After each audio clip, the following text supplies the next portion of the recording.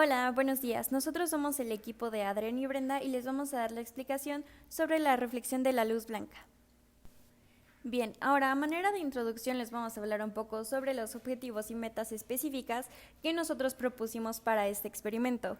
Primero, propusimos que se estudiaría la reflexión en las superficies planas con el objetivo de determinar lo que es la ley de reflexión, la cual nos dice que el ángulo incidido es el mismo que el ángulo reflejado.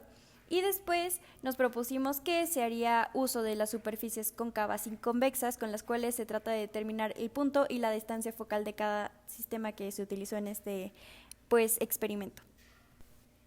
Bien, en el marco teórico para nosotros dimos pauta a lo que es la reflexión definiéndola como el cambio de dirección de ondas con respecto al medio en el que viajan. En nuestro caso, por ejemplo, el medio que se utiliza es simplemente el aire.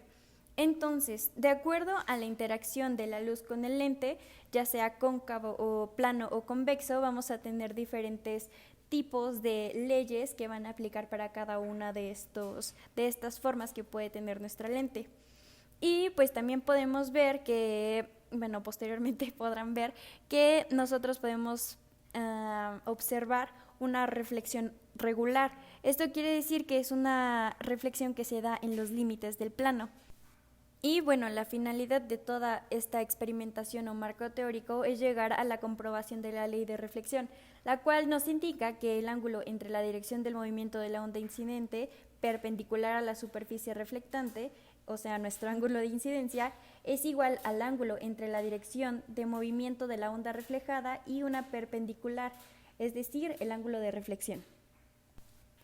En esta diapositiva ustedes pueden ver a la ley de reflexión descrita matemáticamente, en donde θi es igual a θr, lo que quiere decir que el ángulo incidente, o sea θi, es igual al ángulo de reflexión representado por θr.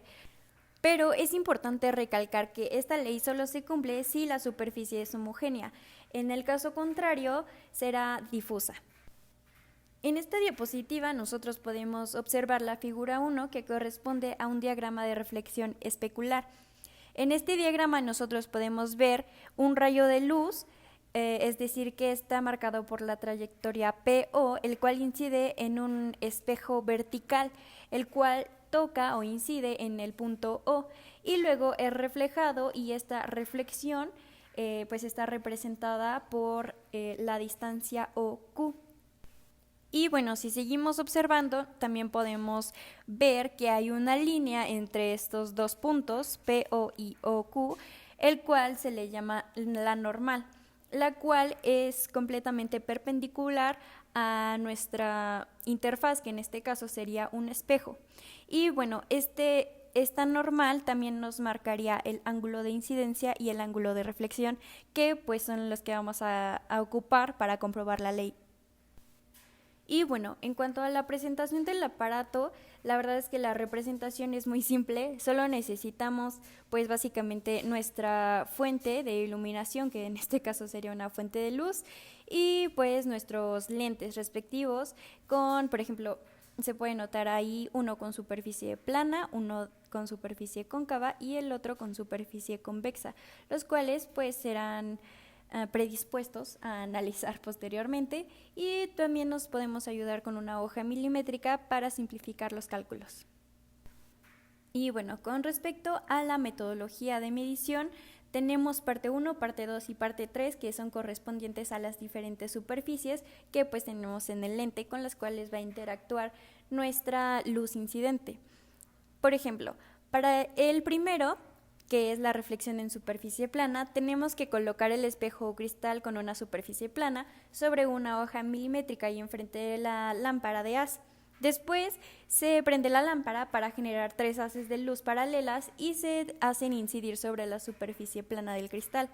Seguidamente se comienza el experimento donde la luz incidida y reflejada sea paralela al vector normal de la superficie plana, lo cual explicamos con anterioridad. Después, la superficie plana se comienza a rotar, de tal manera que el haz reflejado comience a diferir con el haz incidido del plano. Y finalmente se miden los ángulos de incidencia y reflexión en cada paso. En nuestro caso fueron 4 configuraciones. con el objetivo de comprobar el siguiente principio, o sea, la ley de reflexión que ustedes pueden notar en la ecuación. Y bueno, esta es una representación esquemática de lo que se hizo como parte de la metodología.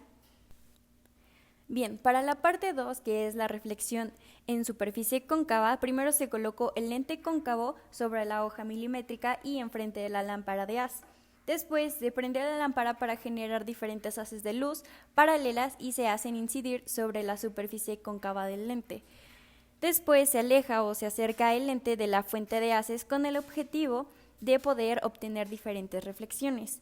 Y finalmente, en cada caso, en nuestro caso 2 configuraciones, se mide la distancia del haz reflejado al foco del sistema para posteriormente poder calcular el radio de la curvatura. Y aquí un ejemplo de ello.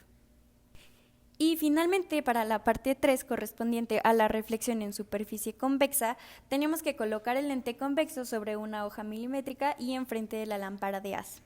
Después se prende la lámpara para generar diferentes haces de luz paralelas y se hacen incidir sobre la superficie cóncava del lente. Después se aleja o acerca el lente de la fuente de haces con el objetivo de poder obtener diferentes reflexiones y en cada caso, para este lente 2 configuraciones, se mide la distancia del haz reflejado al foco del sistema para posteriormente poder calcular el radio de la curvatura. Y bueno, aquí de nueva cuenta utilizamos una representación esquemática de lo que hubiera sido nuestro experimento con el uso de la lente con superficie convexa. Bueno, ahora les vamos a mostrar nuestros resultados y el análisis de estos, comenzando con la parte 1, en el estudio de la reflexión en una superficie plana. Aquí se muestran las 4 configuraciones elegidas, las cuales fueron analizadas con ayuda de flechas y líneas para marcar la normal con respecto a la superficie plana del trapezoide, y los ángulos de incidencia denotados por una A y los ángulos de reflexión denotados con una B. Se hizo uso de un goniómetro para medir los ángulos en cada caso, tomando como referencia las figuras sobrepuestas para obtener un resultado más acertado.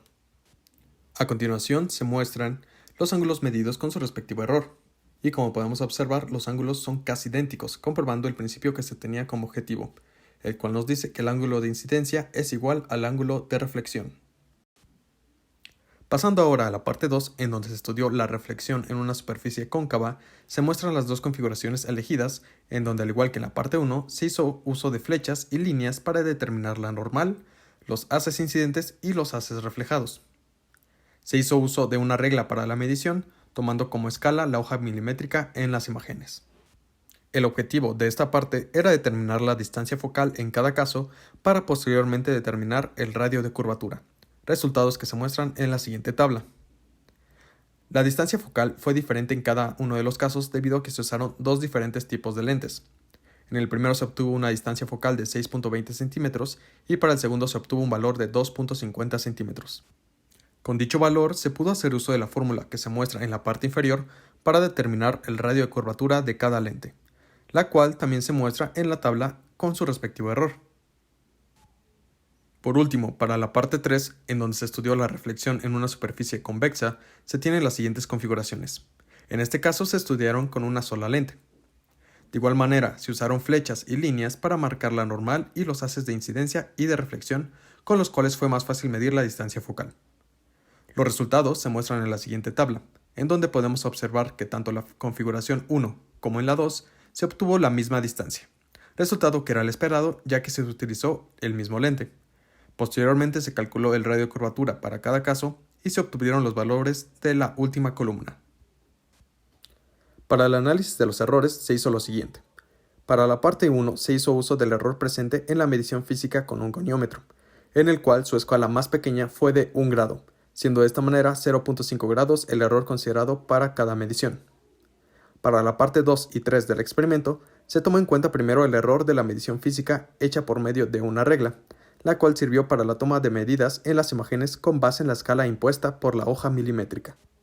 De esta manera, se consideró la mitad de la escala más pequeña de la regla, siendo 0.1 centímetros, resultando así en un error de medición de 0.05 centímetros para los resultados obtenidos de la distancia focal f. Posteriormente, el valor de f fue utilizado para determinar el radio de curvatura r, de manera que fue necesario realizar una propagación de error para dichos valores. La expresión resultante es la que se muestra en la parte inferior. obteniendo un error para R de 0.10 centímetros. De acuerdo a los resultados en el experimento con luz blanca, podemos concluir en primer lugar, considerando la parte 1, que el ángulo incidente y el ángulo reflejado son igual en todos los sistemas, lo cual quiere decir que θi es igual a θr, siendo así totalmente satisfactorio el objetivo de dicha sección del experimento. Por otra parte, considerando los resultados de la parte 2 y 3, se pudo determinar exitosamente el punto y distancia focal para las dos configuraciones respectivamente, pudiendo así también calcular los valores de radio de curvatura para los lentes empleados. En el caso de los lentes convexos, donde se usó el mismo lente para los dos estudios, se pudo corroborar que tanto la distancia focal y el radio de curvatura resultaron iguales, sin importar que se incidieron diferente número de haces en él, resultado que era el esperado. A continuación les mostramos nuestras referencias y les agradecemos su atención. Cualquier duda o comentario, por favor, coméntenosla.